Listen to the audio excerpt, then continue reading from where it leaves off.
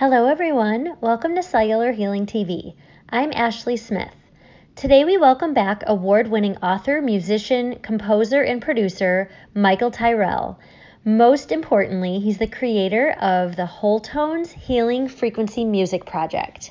Michael is back today to introduce the newest member of his Wholetones family, the Wholetones to sleep device. He'll tell us the story of how Wholetones came to be, and he'll discuss the benefits of specific frequencies and how they can impact sleep in a positive way. Music impacts our mood, body, and health in ways we never thought possible. We can't wait to share this new sleep solution with you. Before we get started, I'd like to share a bit more about Michael Tyrrell. Michael began developing Wholetones after a visit to Israel yielded an unexpected but divine event, which led him to discover 7 hidden musical frequencies that had the power to heal the mind, body, and spirit. Stay tuned to hear the whole story and discover the secret to wellness through music. If you'd like to read more about Michael's story, learn more about his Wholetones to sleep device, or if you'd like to hear more about his Healing Frequency Music Project, please check out our links in our show notes. And practitioners, please be sure to check out HCF's Live It to Lead It seminar in Nashville, where we'll have a lineup of top health experts who will explore the latest research and most effective strategies in the field of cellular healing. Please go to hcfevents.com for more information. And practitioners, you can take $150 off with the code CHTV when you purchase the 4-day pass. And to the rest of our CHTV audience, we have some exciting news. We have opened up one day of this conference to the public. Please go to events.drpompa.com if you'd like to attend and hear the amazing speakers who will leave you feeling inspired and ready to take action. We hope to see you there. All right, so let's get started and welcome Dr. Pompa and Michael Tyrrell to this show. This is Cellular Healing TV. Michael, welcome back to Cellular Healing TV. Yes, it's an honor to be back with you, Dr. Pompa, and it's nice to see that you're in a room without any leaky water. Yeah, before the show, you reminded me of that. I was like, oh, yeah, that's who I did the show with. It was you who I had that problem in my house. It wasn't my fault, I swear. I've had it all happen to me, but these things happen, especially the things I fear the most, mold. How about that? But no, listen, I love this talk. We had an amazing interview. We did. It was a great one. We'll make sure we put what episode that was, so people that love this show can go back and listen. Because, we went deep into your story then, because I was super fascinated about, and I want you to still review it, just how you came to this, right? Sure. And the story of for me, being a Christian, a believer, and how you were in Israel, you just got to repeat that a little bit. Oh, yeah. We discovered these, tones that to me are biblical tones that affect our healing. And in the last episode, we discussed how these tones affect different health aspects, right? But we didn't cover the one we're going to talk about today, and that's sleep. And you have something new that kind of takes it to the next level. So stay tuned, folks, because you're going to get to experience what I got to experience. But tell the story a little bit, Michael, just to remind our viewers. Well, I did a lot of things with my pastor, Don Finto. I was on staff with him and proofread his book, Your People Shall Be My People. And he wanted to go to Israel to do some ministry over there. And I had the opportunity to proofread a book and go to Israel. So when I've never told anyone this story, and I feel like I'm supposed to. When we embarked on the trip, when we got to New York, we flew El Al, and they have amazing security. I mean, really tough security. So when we got there, they separated the two of us, the security agents, and one was a guy, one was a girl. And he started asking me all these questions, kind of like trick questions. And finally I said, look, I'm going to tell you why I'm going to your country. Then you can decide whether you want me to go or not. I'm going to go to your country to tell people who Yeshua is. I'm going to expose the Messiah of Jesus in Israel. I'm going to leave money and guitars, and we're going to play worship music in the streets of Israel in your country. And that's why I'm going. And he looked at me for a minute. He looked at the girl and motioned her to come over. And they talked for a second and had Don, my pastor, come over. And he said, can we do something for the two of you? And I said, yeah, sure. And they bent down and they put their hands on our feet and they prayed over us and thanked God for sending us to their country. And I mean, I'm just sitting here going, Orthodox Jews are laying their hands on our feet and asking God to bless our feet, and as we travel through their countries, sharing the truth about Jesus. Well, I mean, that was a blessing, and kind of, really, what it kind of led the way to what was the blessing that was coming, right? Oh yeah. Yeah. So tell that, So, because that was impressive right there, showing that God's hand was on where he was sending you and what he wanted you to discover. Sure. So when we got in the car, at Ben Gurion, we started heading for Jerusalem, and Don, my pastor, just said, I just feel like we're supposed to go to this coffee house on Ben Yehuda Street, and I feel like a friend of mine that lives in Tel Aviv was going to meet us there. And I said, well, you keep saying you feel like, did you call him? Does he know we're coming? He goes, oh, no, he doesn't have any idea we're here. And I said, Tel Aviv's 2.5 hours away. And he goes, I have a feeling. And I thought, I want to live like this guy. That's absolute faith. What was more faith was letting me drive in a country I've never been to. I have horrible directions. That took more faith. So we're driving into Jerusalem, and I'm driving down Ben Yehuda Street, and here's this beautiful coffee house. He goes, that's the place. We pulled around back, went in the side. As soon as I walked into the coffee house, the very first thing I heard was beautiful piano music playing. And I looked to my left, and there's a guy up on a little riser playing piano. And as soon as I walked in, he was like just staring. And he's staring a hole through my head. And then he started smiling, and I was like, what's going on? I knew he knew something. It was like when somebody's telling a joke, but you don't know the punchline and something's coming. Yeah.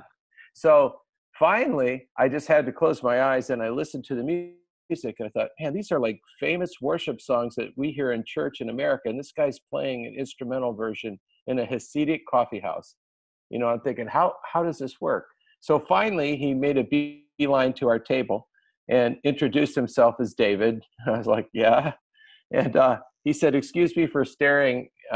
He said, I know it was probably a little awkward, but he said, I think you're a believer. And I said, I absolutely am. And I said, obviously you are too.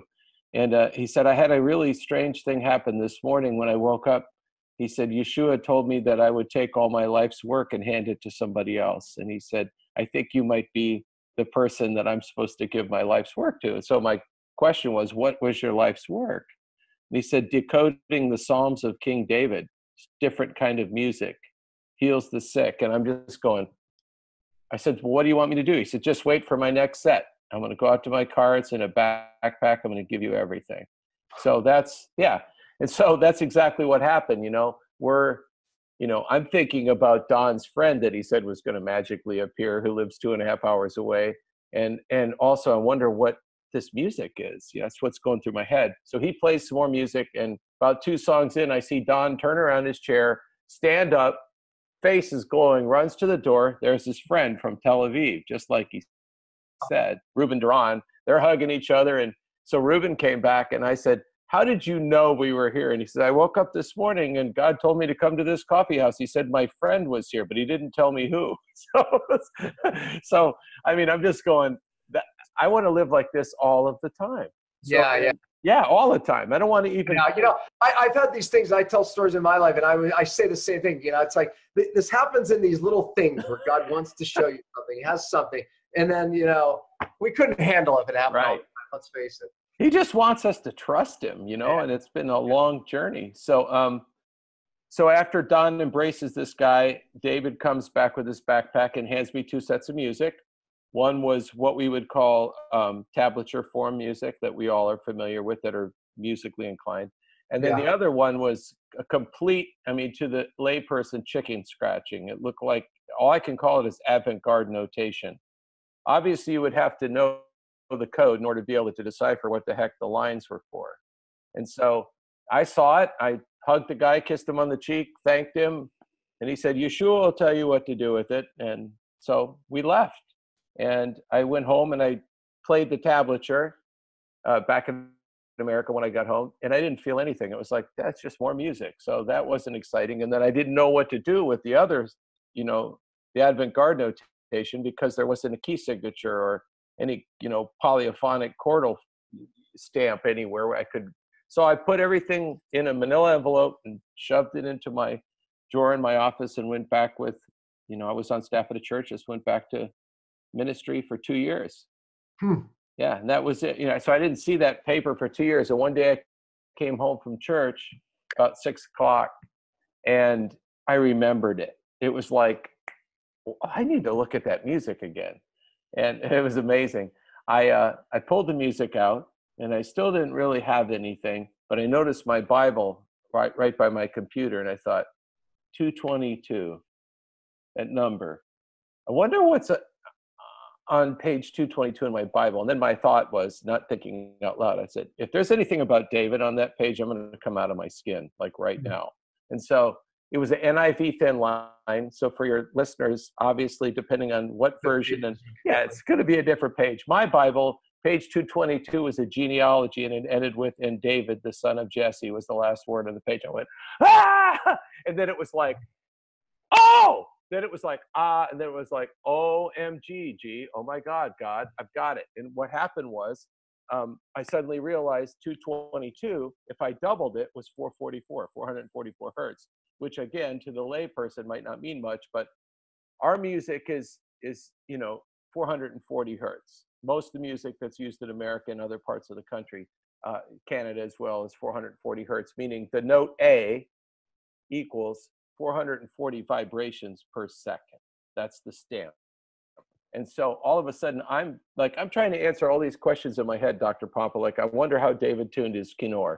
I know it wasn't for chords. I wonder how, and then all of a sudden it was like this giant Rubik's Cube moment, like everything lines up. And I went, 444 hertz is still an A, but it's 4 cents higher.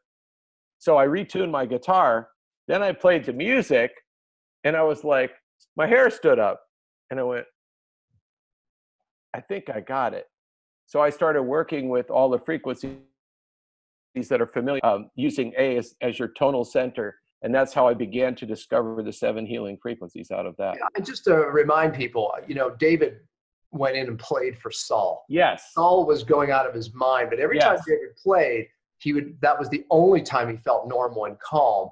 Right. And, obviously everyone always wondered what was so special about what he was playing, or how he was playing, or in your kit, the frequency he was playing. So that's kind of what you discovered there.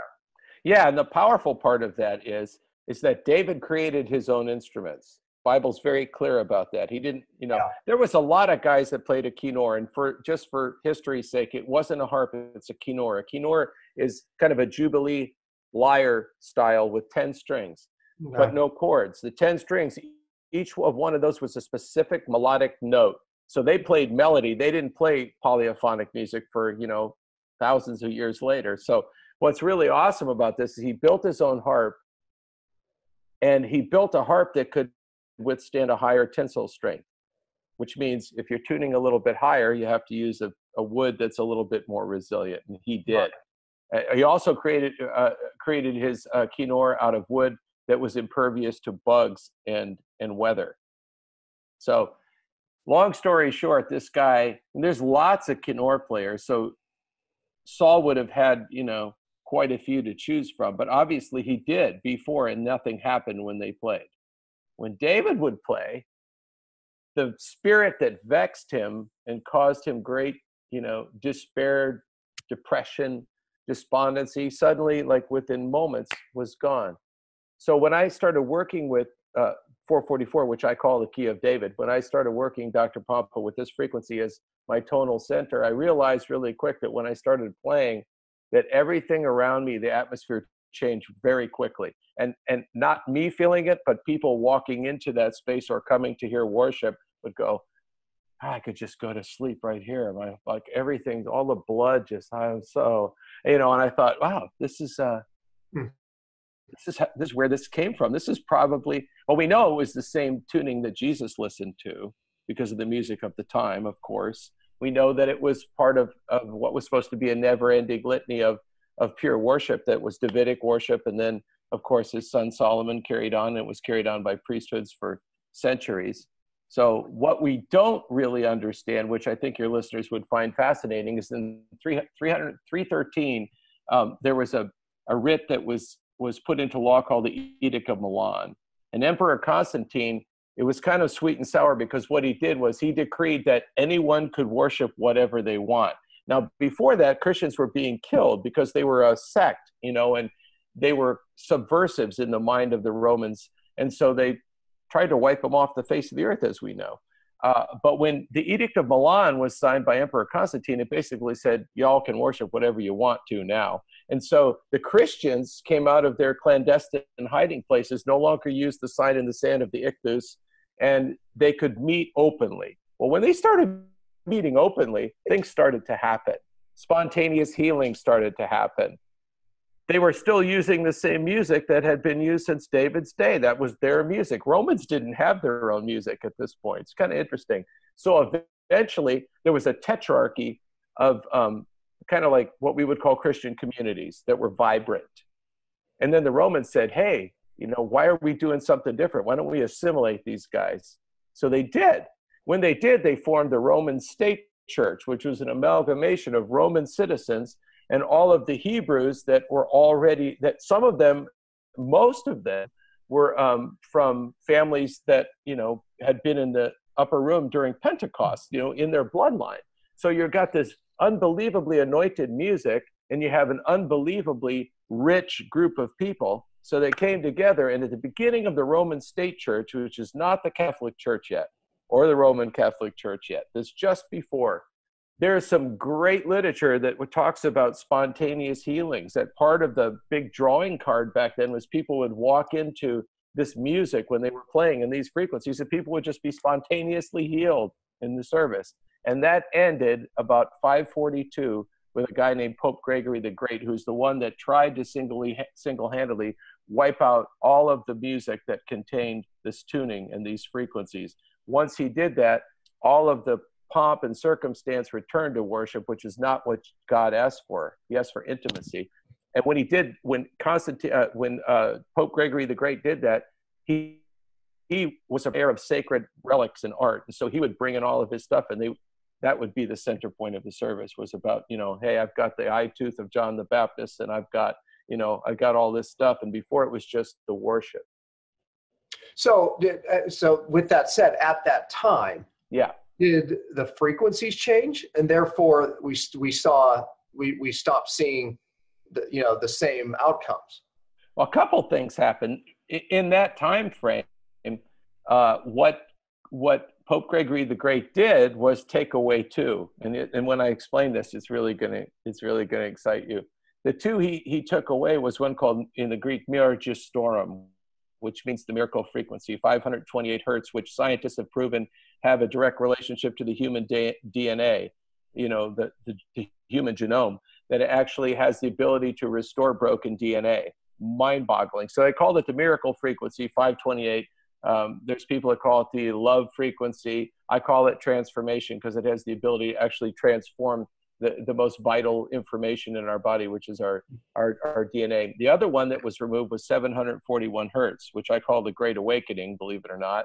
And it's a frequency that on one side has been proven to have an interaction with viral, fungal, and bacterial infection.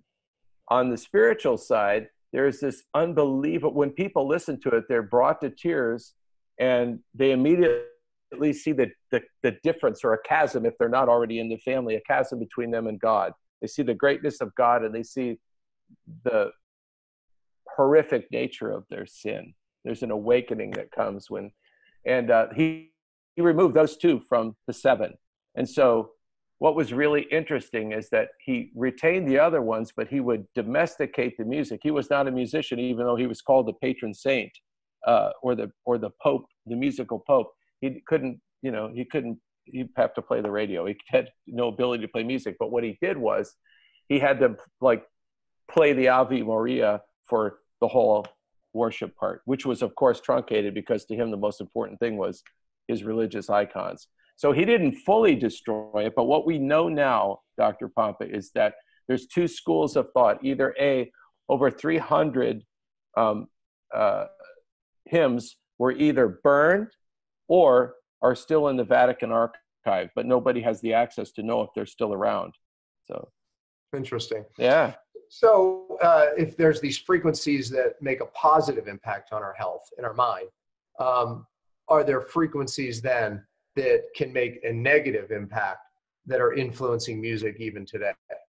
Yes, to the 10th factor. I mean, when we read in the Bible, one line, it says that we possess the power of life and death, and it's in our tongue, the vibratory member that is what decrees what our heart is wanting to say. There's a couple things, maybe on another show, because I'd like to go into it, but I'd like to talk about Schumann resonance at some point. I'd like to talk to you about what's happened at HARP, and also about what's happened with the CERN collider and why things are as crazy as they are right now, because they're all frequency interactive. But to answer your question as simply as possible, absolutely there's nefarious use. You can either speak life or death. You can either create with frequencies that bring people to a higher consciousness, help their body, which was perfectly designed by God, spontaneously heal, or I can destroy things with it. I can blow molecules apart. I can blow a wall down with it. True. Yeah, no, I mean, absolutely. I mean, we know how important frequency is, right? I mean, we kind of understand more about what's happening at the cellular level with frequency, how DNA is disrupted with frequency, et cetera. So scientifically, it's solid. But you listen to music, I mean, people have talked about plants growing better with certain music, and plants dying with certain horrific music that we heal. I don't know the labels of some of this music, but I know that we can hear it and just know there's something not right, right? So absolutely, there's certain frequency and commonality to some of those musics. There are. I mean, one way to easily explain it is when you talk about musical harmonics. There's two forms of harmonics, odd or even. Odd is exactly what you would think it would be. It would not be balanced, right? And so all the frequencies that give life are balanced frequencies, and all of them are interrelated by mathematics, or the skein of Pythagoras, so that you can calculate frequencies that are positive for the human body, positive for the environment. In the same way, you can pretty much calculate frequencies that are nefarious and negative, have a different type of spin, that instead of building, they begin to cause degradation. So yeah, I mean, one thing that I've seen, and you mentioned plants, which is awesome, because, it's really funny. They've always tried to prove that talking to plants, cause plants to grow. And it's true.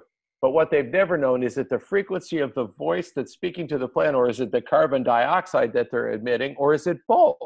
Now, I can tell you that Jordan Rubin and several other people have been using successfully my Chroma project to grow plants there's exponential difference in the yield and the efficacy of the amount of, for example, his lion's bane mushroom, or some of the other mushrooms that Jordan's grown. By the way, when Jordan started that project some years ago, I was in the room, and that was the first time I heard him.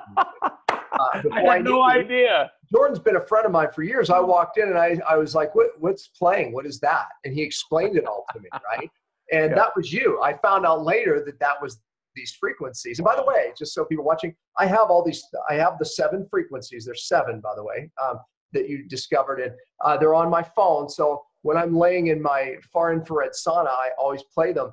And I always fall asleep, by the way. So we're going to get to the sleep thing in a minute. But okay, so finish the story there. So Jordan plays on the plants. And right, he said about the difference. And so, I mean, he had told me before what he had was a cassette, or, he'd bumped it up to obviously a better form of music. I think it was a CD he would play, a recording of a rabbi reading the Psalms before. And he said there was some change, but he said there's something about this photon activity with the music that you've created that I think if I put these big screens up in my indoor growing, I think something's going to happen. And then it wasn't 2 weeks later.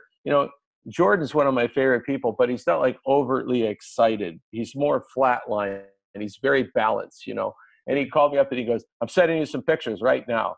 And I said, "Okay, what?" He goes, "Mushrooms, you got to see it. You got to see it." And he was like really excited. So I started getting these pictures of these mushrooms and stuff. And I was like, "So what's the difference?" He goes, "This is how small it should be. These are the ones that are growing from your music and your light." And I was like, "Oh my gosh." You know what's cool about it is it removes the placebo effect when you're dealing with plants. Pets and plants. See, you're the first guy that said that. That's why I love working with animals, because They sniff it, they like it, they don't like it. They sniff it, yeah, that's good. I think I'll lick it, or they just walk away.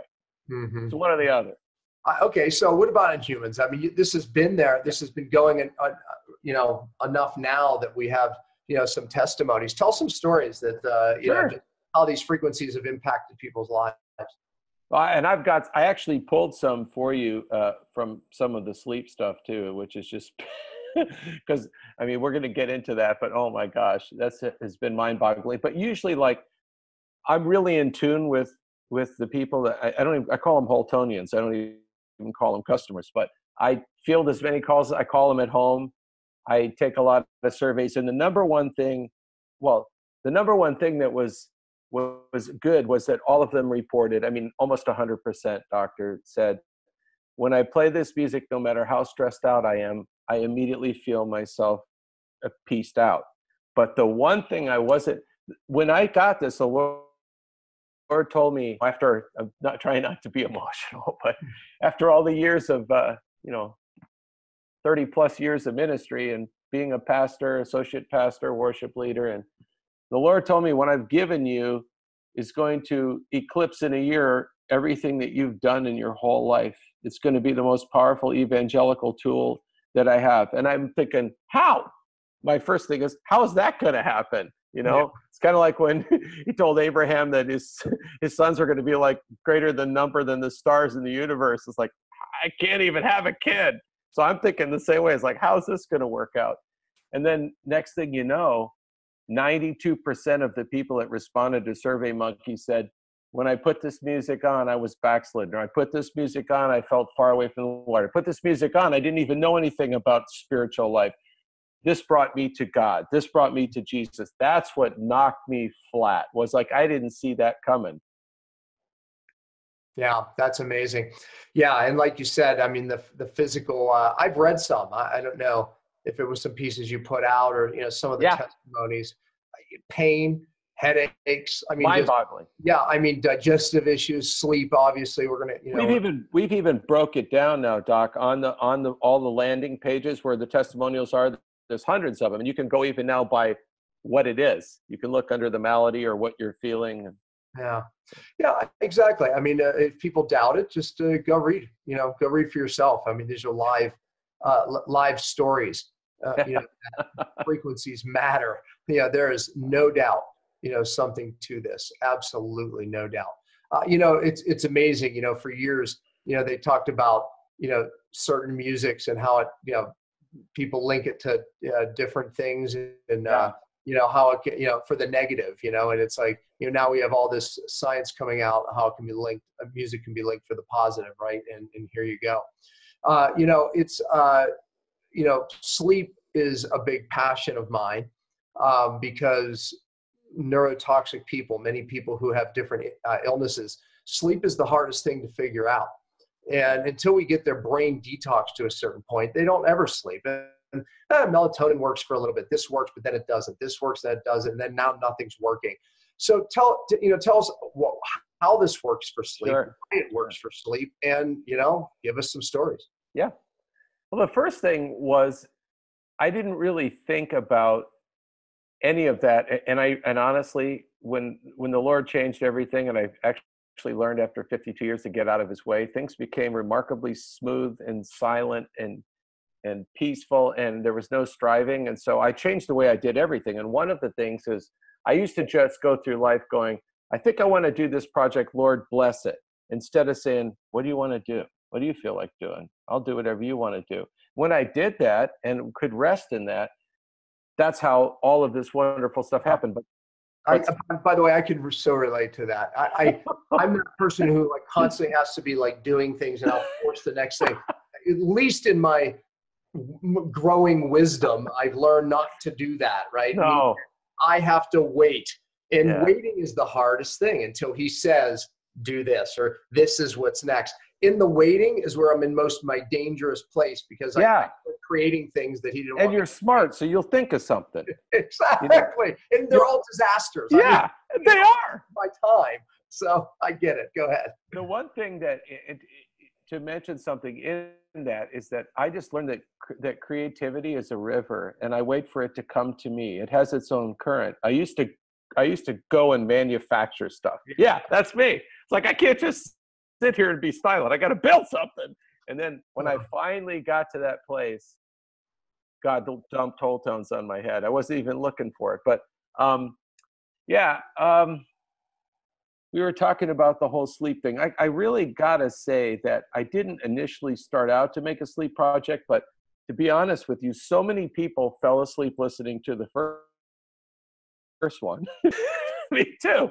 And then there was people that say, I can't sleep to this because it has drums. And I was like, I didn't create it for sleep, but it will relax you. So I thought one day, man, I was an insomniac for years as a musician and stuff. I bet a lot of people are struggling. So I Googled it, of course. 70 million people are suffering, in 2019, 70 million people in our country alone are suffering from some type of sleeping disorder. When I read that statistic, Doc, I just went, this should be like number one. So I'm thinking this, and then as fate would have it, I go to New York, and I ended up spending the day with Dr. Oz. So we're talking about everything, and he goes, so what's on your head for right now? And I said, sleep, man. And he just looked at me and goes, are you kidding? And I'm like, no. He goes, sleep. That's what you're going to focus on. He goes, that's what I'm going to focus on. So I thought, wow. And then he said this. He said, Michael, it doesn't matter what type of allopathic drugs you're taking or what kind of natural substances or supplements you're taking. If you're not sleeping a minimum of 6 to 8 hours a day, your body can't heal itself. And I went, lightning, thunder. It's like, okay, that's it. So what happened, Doc, is I went into the studio and I thought, what do I remember growing up? Well, I remember my mom holding me and singing lullabies. And I remember that I would vibrate as a baby on her chest when she would sing, right? So I'm thinking, take the drums out. Don't use drums. You don't need any of this stuff. Just find the elemental instruments and keep everything without dynamics. You want to lull someone to sleep, which is what lullaby, means buy until and be lulled until I see you in the morning. And I had to find this like river, this water sound of just fluid stuff without any peaks and valleys. So I went in and recorded it, and I couldn't believe it. And I'll tell you, I don't know if I've shared this live either, but this is how I knew it worked in the funniest way, when it just shows you like that, personally speaking, I'm not so smart. So everybody thinks I am, but I still do some of the dumbest things. And so all the recording's done. This magnificent music, we're mixing it. We got the soundboard and we're mixing everything, and the musicians went home. Probably I started at 10. By 11:30, I'm like, and I'm looking over at the engineer, and same thing's happening with him, but we're not smart enough to figure it out. So we drink more coffee. So about an hour later, we're both starting to do the head. Craig Curry, oh, I'm tired, dude. More coffee. So I had about 4 cups of coffee in me. Then we started going for the iced coffee. So I got 4 cups of coffee and iced coffee, and I can't keep my lids open. And all of a sudden, I look over here and said, we are such morons. I said, we're mixing lullabies. This stuff works. So the guy that was coming to listen to the music was sitting on the couch behind us. I look over, he's like this, out cold. So you would say, Tyrrell, you might not be the sharpest tool, but you got it then, right? Oh, no. So then I thought, when I got it all done, let's have a listening party. So we invite all our friends over. We've got food and everything. So I put the music on. Everybody's like, oh, I can't wait to hear the new music. So put the new music on. 5 minutes into it, Doc. Everyone in the room, same time. Everybody's catching flies. Most boring party you could ever have. Oh. Yeah, and so that was the end of it. Everybody just slept for an hour, and then they all went home. Yeah, that's great. Hey, that was it. Actually, they're probably going, hey, when's the next one of those? Because great. How about tomorrow night? Oh, man. So now, you have this, you came out with this really cool device because, you don't want your phone, you don't need your phone, and it sits there and plays through the night for you. Mm-hmm. And there's some really cool things about the device too. First of all, hopefully your listeners like me because I voiced all of this. So when they turn it on, that's going to be me saying power on. I'm going to be talking them through how I didn't even notice that, actually. It's funny. I know. And then the other thing is that people are really quirky when they sleep. You know, the first device that I made had a light on the bottom. More people complained about, there's a light. I said, well, cover it with electrical tape. I can't stand the light. So I thought, okay, when we do the Generation 2 player, we're going to make it indestructible. We're going to put soft touch buttons that stay lit for like 12 seconds and then go right out. And it's on the bottom. So, you know, I don't know how many people go to a hotel and they got one of those clock radios there with the brightest thing in the world. I just put something over it, sock, anything. Right? So, but the takeaway from this is you can take it. I mean, we just got back from Antigua, my wife and I, and the first thing that goes in the suitcase is this little gem. And then anywhere you want to go, if you have somebody that's, you know, you have a friend that's an insomniac or something, and they want to try it, but they don't want to buy it, then lend them your, you know, Wholetones to sleep. But it's really it's all in one device. If, again, I'm like you, I'm not a big fan of EMF. I try to create everything with as low an EMF. This has virtually no EMF until you use the Bluetooth option on the bottom. There's a switch that says M, which means mode. There's two modes, music play mode, and then of course, Bluetooth. Now, Bluetooth connectivity, you have to put it on devices or people won't purchase it because, like, for example, if you're like me, if you listen to your phone and just listen to music without good headphones, it sounds awful. But if you send your iTunes list to this device, it sounds heavenly. This makes your phone sound great because it bypasses those cheesy little holes in the bottom of your phone and pumps it through a decent speaker. So that's why I added Blu-ray, but I would like the listeners to know that you're not stuck with that being on all the time, so you're not going to have EMFs running all the time. Yeah, no, and that's perfect. I would have requested that as well. Yeah, and this thing's so durable. The NHL, the hockey league, as a puck, and they say it makes them play better. I don't know. Yeah, it's the power puck, man. Oh yeah, power puck. It'd be a little heavy though. No, it's created well. No, you know, it's for me, it's made it more convenient. But I also like, you know, being able to, you know, utilize my phone in those odd situations, right?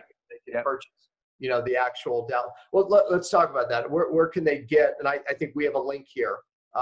And we're doing something because you always give us something for our viewers and listeners. But so we'll put that here in the show notes. But, you know, how can they get this and what does that cost? And what if they just want to download the frequencies? Yep, they can do all the above.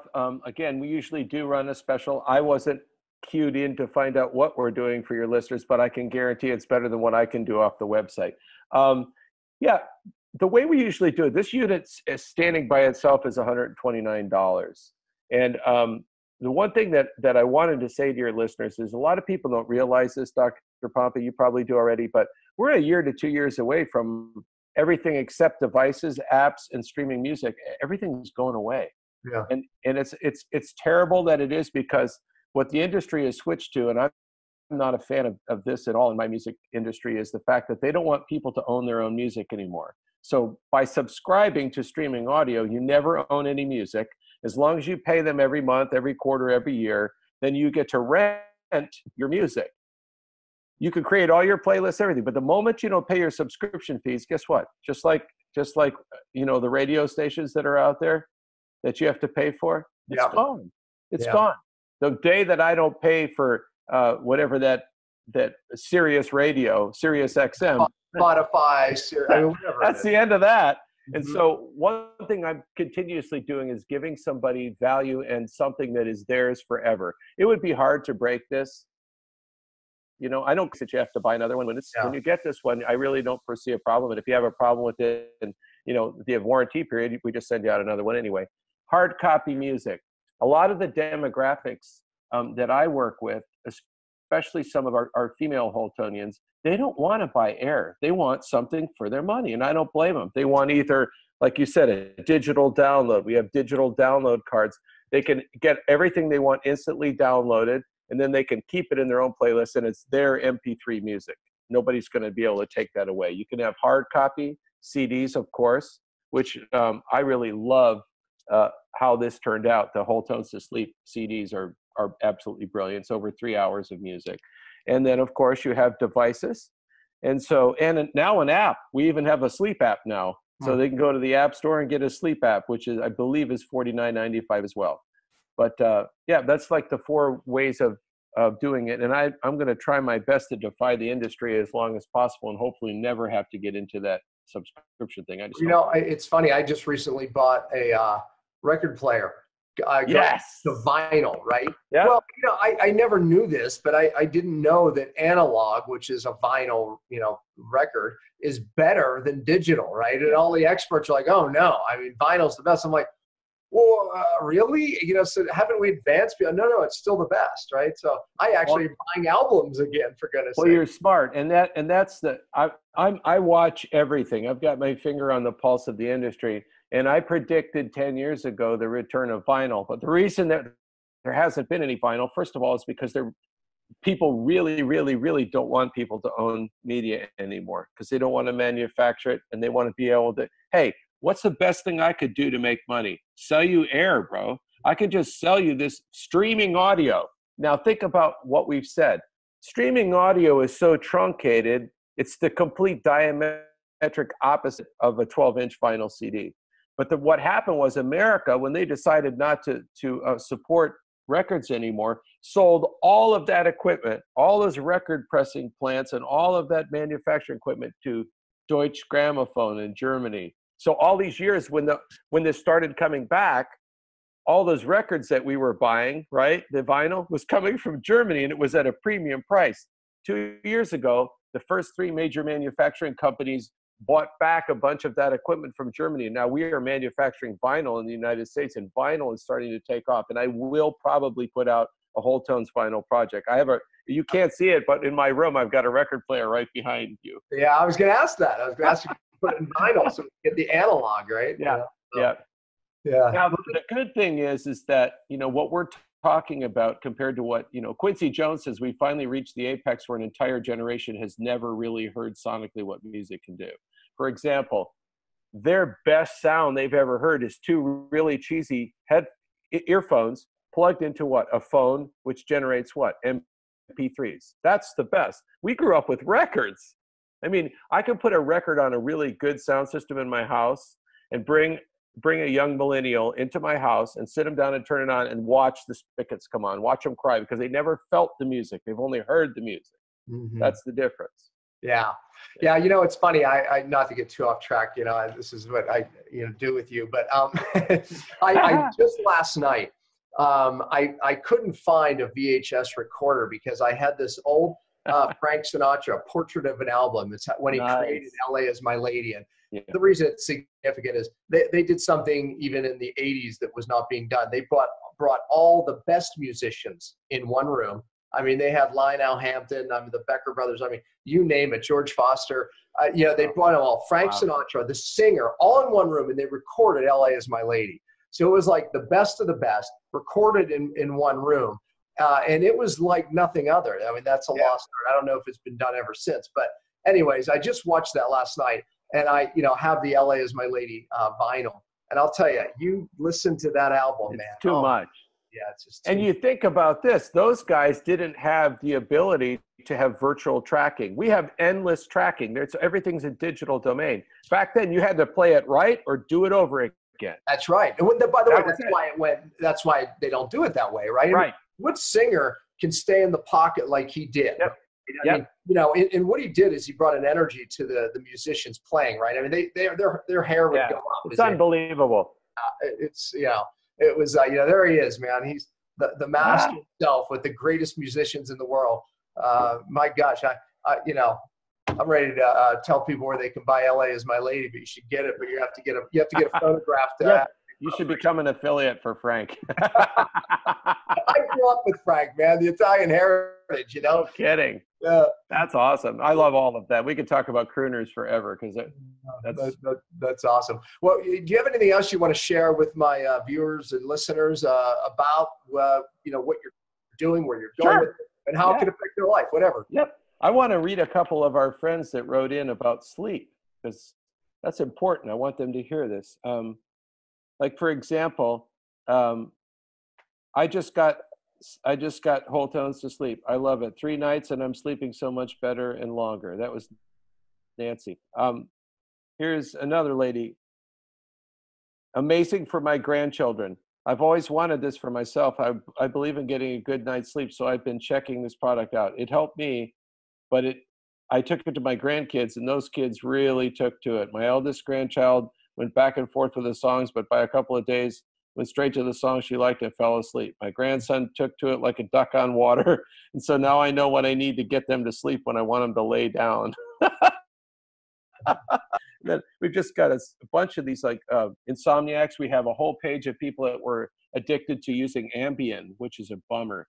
Any type of sleeping thing like that, because it's a psychotic drug, and so you can become a psycho using it. I mean, people do things they don't remember doing it in the morning. They get the munchies and start eating in the middle of the night. There's a trail of corn chips going back to their bed. It's just crazy stuff. So finding something, as at least in our understanding, as benign as music, doctor, that can move so many markers with so many people. You mentioned dogs. We're having an outrageous. In fact, that's going to be one of the next QVC things I do this year is just dogs, because we have a lot of hurricanes in Florida, as you know, and my dog was extremely sensitive to that kind of stuff, like separation anxiety, loud noises, 4th of July fireworks, and especially hurricanes.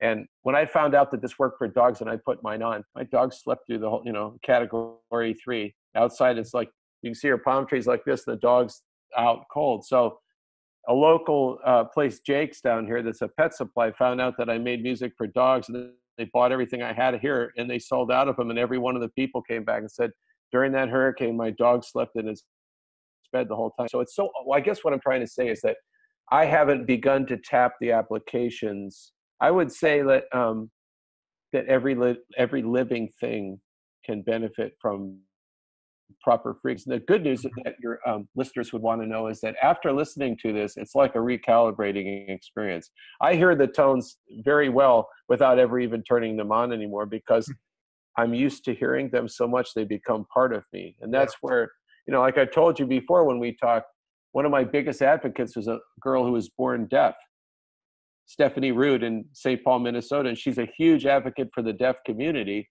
because she said, this is the first time I ever knew why people love music, because I felt it in my body when you played. Well, your cells hear frequency, right? I mean, we can hear it with, our ears, but our cells still perceive and can, I guess perceive is a better word, the frequency. So, so you get the cellular change, regardless whether your ear is picking it up or not. As a matter of fact, I think you taught me that the first time, that Dr. Pompa, you don't even have to hear it. The hearing is irrelevant. Yeah, if the frequency is going, meaning it's putting out the frequency, whether you hear it or not, doesn't matter. Your cells will still, vibrate. Your receptors to it will still vibrate, so you'll still get a cellular response, so to speak. So, and likewise with this, I asked you that question right at the bat. Could you change the volume? You can change the volume, down to a point where you either barely hear it or, but it's still going to affect you. Yeah.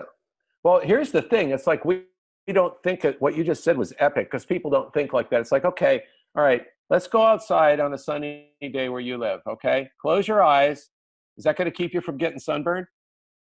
No, it's not. Whether you can see it is irrelevant. Yeah. The sun is amplifying a certain type of frequency. It's outside the realm of sound, and it will burn your skin. Yeah. Whether you see it or not. This will affect your body, whether you hear it or not, as long as you're in contact. At a cellular level, the example is you produce vitamin D whether you see the sun or not. If you're getting the sun, you can put a full black thing on, your skin's still affecting it. It's still making it. So you're getting a cellular effect. That's the point. Yeah. So exciting. One of these days we need to get together for real. Yeah. No kidding. Right. I would love that. So, too. I'm not in Florida.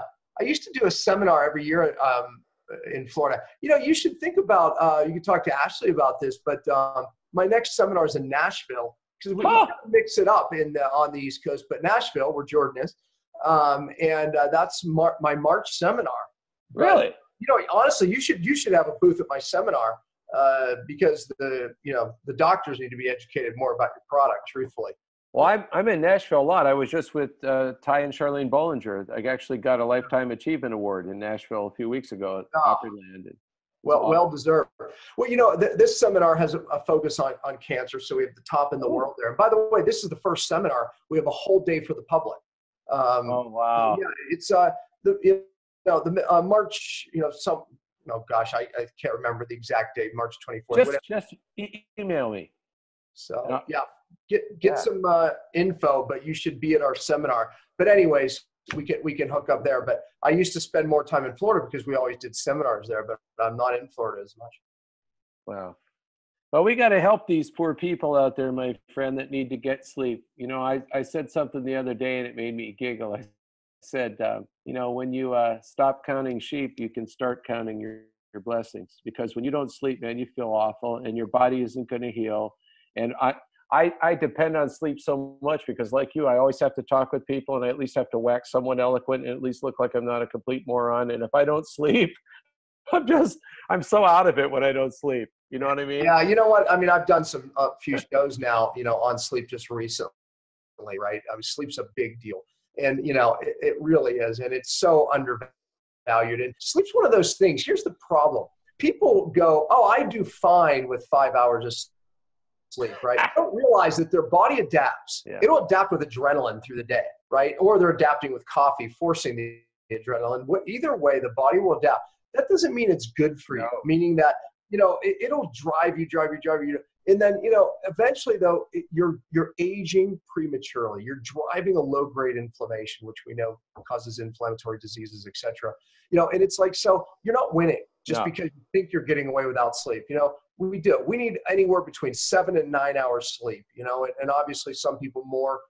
Days I work out very hard, I need more, right? Some days 7 hours is just fine, but you have to get the sleep. And then some people sleep, but their deep sleep or their REM sleep that you need for your brain and your recovery is not happening. And again, so you may think I'm getting sleep, but are you getting deep sleep? That's why I use my Aura ring right here, charging it.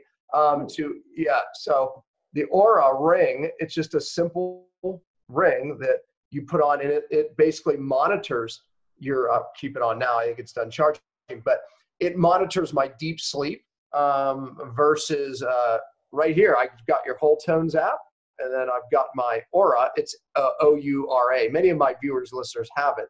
But so with this, it's the most accurate way to assess. So here's my sleep last night, right? So then it gives you a score. It does. So my sleep score last night was 88. And I'll tell you, that was pretty good considering I went to bed late because I was traveling, right? Okay. So I got back, so I didn't get to bed till late. However, I still got a decent score because I had an hour and 1 minute of deep sleep.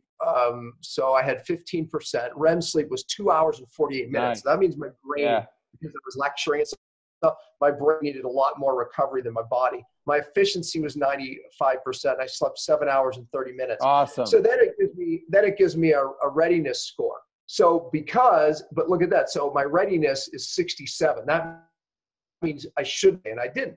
Huh. Why? Because my heart rate was a little high because of the traveling, right? The traveling put a stressor on me. So I knew, okay, I need a day of rest without workout. It's a pretty cool thing. Anyways, exactly. So it'll be interesting, testing certain things, with and without the frequencies, which actually I just thought of for the first time. That's what I need to do. We got to talk about this, or send me the link to that. I'm captivated. I haven't seen it. It's a great thing. Anyways, Michael, you and I could talk forever. That's why we need to get together in person. But thanks for being on the show again. And I hope everyone gets this. I think it's brilliant. I do too. Everybody should have it. And thank you for the discount for our viewers and listeners. You're good to us. And, get it right here on the page. Thank you, Michael. Yeah, thanks for everything. Well, that's it for this week. We hope you enjoyed today's episode. And practitioners, don't forget to check out our HCF seminar in Nashville, where we'll have a lineup of top health experts who will explore the latest research and most effective strategies in the field of cellular healing. Please go to hcfevents.com for more information. And practitioners, you can take $150 off with the code CHTV when you purchase the 4-day pass. And to the rest of our CHTV audience, please check out events.drpompa.com if you'd like to buy a 1-day ticket for our special day of public attendance. We hope to see you there.